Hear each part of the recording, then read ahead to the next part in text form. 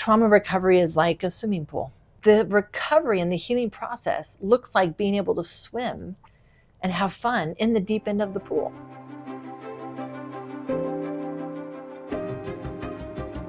How do feelings of overwhelm relate to feelings of powerlessness? And what might some of the consequences be of focusing on what one is powerless over versus what one can change or even just influence?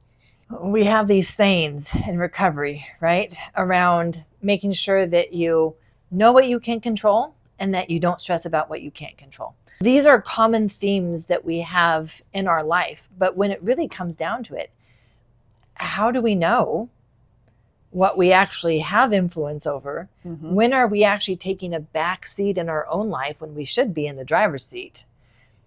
And when is that right time to surrender? And is there a healthy way to surrender without going into victimhood and feeling powerless in that sense rather than powerless in the I'm trusting the universe sense? Big difference. Big difference. There are all these nuances. Here's what we know about the science. The body will shift itself into the trauma physiology when it feels trapped, powerless, and in the face of a life threat. If I feel powerless, but I feel taken care of, and I'm surrendering, that's not going to create a trauma response.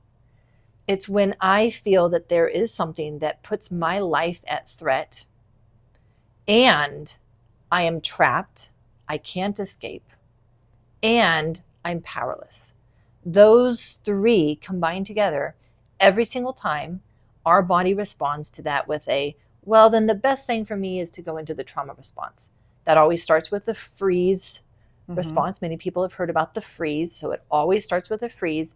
And then it moves down into a collapse, a heaviness, shutdown. Powerlessness is really at the root of every trauma response. And whenever we are working with the trauma response in a healing capacity, we will bump up against those experiences where someone felt that I might not survive this. I don't know if I will be okay. And I am powerless in a sense that there's nothing that I seem to be able to do that will make a difference. As someone who experiences anxiety still, not like I used to, does the sense of threat have to be like, really, I'm going to die? Can it be more of an existential threat, like my whole personality is going to be suppressed if this doesn't change? To get into the trauma response, does it have to be a gun pointed at you? Yeah, let's define what our body perceives as a life threat. So much of this goes back to our attachment. Such early life that we weren't even talking yet. There's no words for this yet, which makes it even more at our core because it's just a feeling. It's not something that we've ever put into words. But when we were very young, we were completely powerless, could not even lift our own head, for goodness sakes, could not crawl to get food. So in every sense of the word, we were powerless.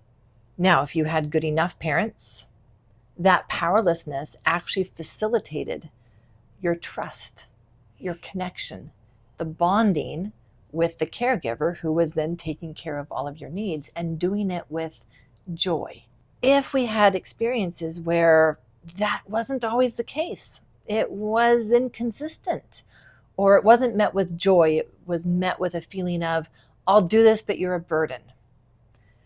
We then developed this sense of, I don't know if I'm going to be okay in relationship with other people. That carries on into our adulthood. That's an imprint that forms in the nervous system, which means that now as adults, we can have someone say something that triggers those feelings of, I don't know if I'm going to be okay. And our body says, my life is in danger. Now, our brain will usually say, that's the most ridiculous thing ever. We're not even going to listen to that. But our body has put us into this, no, my life is being threatened right now. I don't know if I am going to survive this. And so most of the life threats that we perceive now as adults are interrelational And it usually would end in some story of, and then I will be all alone and I will die homeless on the streets. I thought that was my unique fear. So sorry to tell you, you are not unique in this. I'm both glad and very sad to hear that. So this is interesting because normally, logically, we would be thinking, oh, a life threat has to be a car accident, has to be a gunpoint. Mm-hmm. No, we experience life threats every single day based on the dynamics of our relationships, which is why so many of us put our walls up, and we will connect enough with someone else, but not so much that if they hurt us, we would spiral, we would free fall, we would go into that place of, I don't know how I would survive if this person abandons me, rejects me, doesn't love me. Thank you for that really detailed answer. I think that's going to, I know I relate to a lot of it. I'm sure other people will too. I remember the first time that I realized what my body perceived as a life threat, because I also had thought that only involves this category of situations. And for me, it was a moment with a person of authority in my life, and he looked at me with disapproving eyes. That was all it took. I immediately felt my body go into this freeze response, go into this shutdown, and I was at the place of awareness that I'm watching myself now have this reaction and realizing that was perceived as a life threat to my body. Interesting. He never touched me. He never actually said anything. It was just a look. But my body had a full-on trauma response, which means that it perceived that dynamic and that disapproval from an authority figure as a life threat. What was it like to make that connection and to like perceive yourself making the connection while also having the emotional experience? It was like having my own therapy session. I'd never been able to watch myself have these reactions. I'd always been inside the frame. And so they just happened. And then I was like, oh, I'm here again. And then being a high performer and physician, I then go drink caffeine and I grab some sugar and I do whatever I need to do to push through and just ignore it because I don't even know what to do with it anyway. I don't even know what that was. I just know that that felt really icky. Very technical term, icky. Icky, okay. Very technical. Writing that down.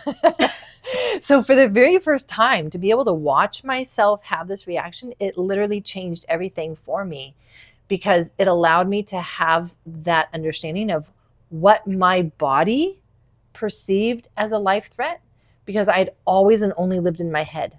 Everything was about, but is that logical? Does that make sense? And if it didn't make sense, I was rejecting it.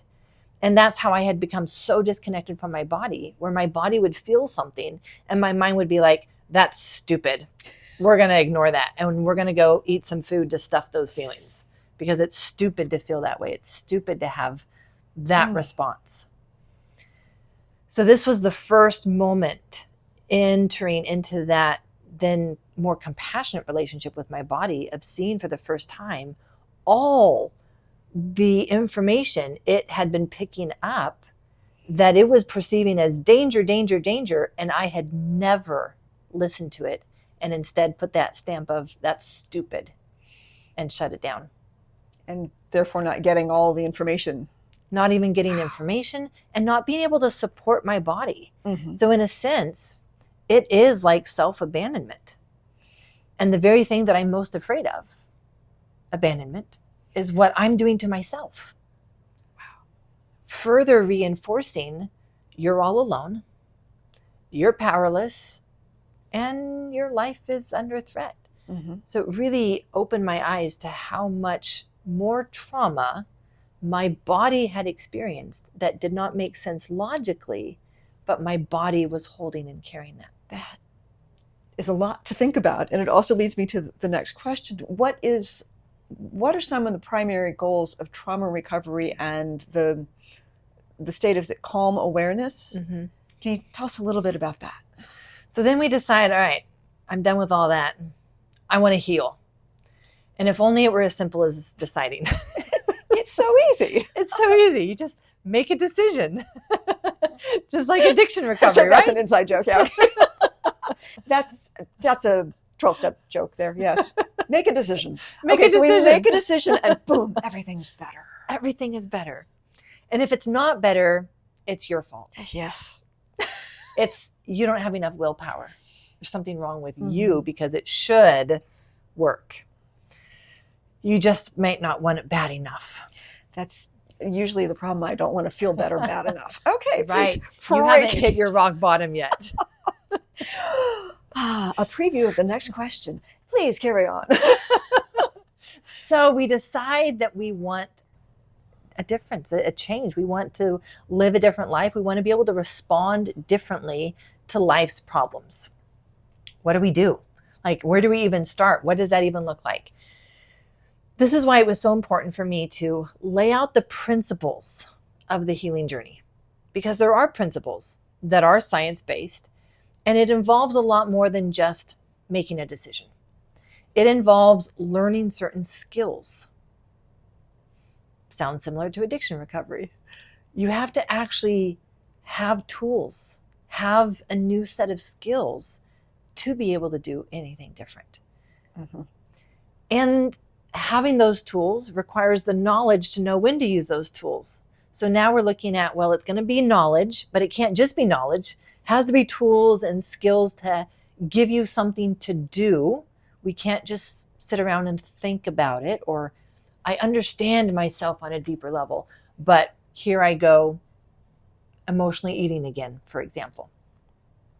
And there's also this change in relationship that has to happen for the recovery process to happen. And that is, we actually have to become connected and befriend our body. That was a hard one for me.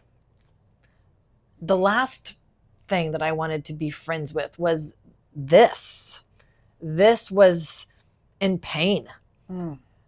This was always holding me back. This was the problem. If I didn't have enough energy, it was because my body isn't making enough energy. If I was tired, it's because my body is tired.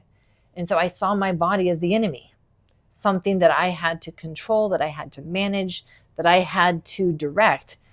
And so this idea that I've got to become friends with my body, and that's exactly what needs to happen, where we become partners, not just friends, but partners in the healing process together, where not just are we connecting with our body, but we're listening and then responding, which is actually the definition of a relationship.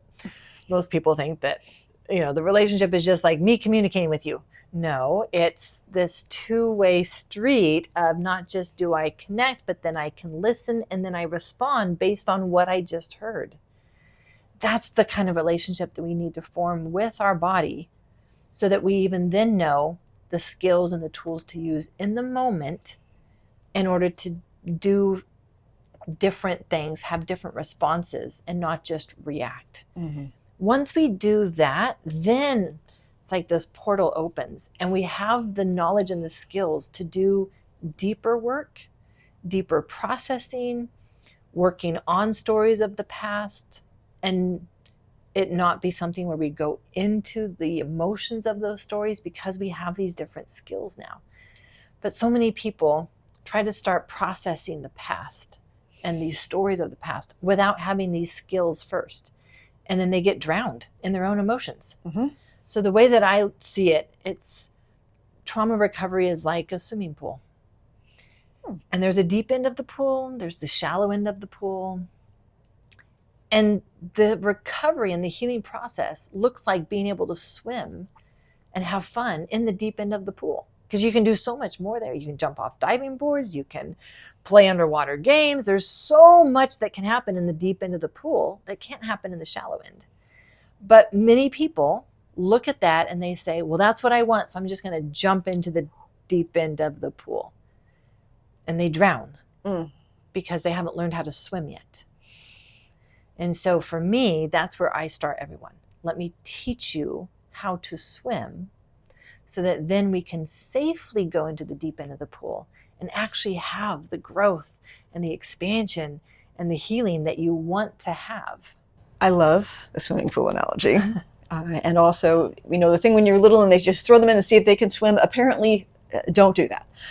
Because it could go very life badly. threat, right? Yes. Life threat. Actual Life threat. Yes. Now the baby doesn't know that this life vest is supposed to keep me above water, right? Mhm. So there's, again, going back to the idea of, but the body sees water and that I don't know how to swim yet, that is going to be experienced as a trauma response. Which could lead me to another question. I think we'll probably save that for the next interview, because the question is about learning to trust yourself in micro moments of trust. So this is addressed in the book. It's beautiful. And for those of us who have trouble calming our minds or get a little freaked out when we're relaxed, look up about learning to trust a little bit at a time.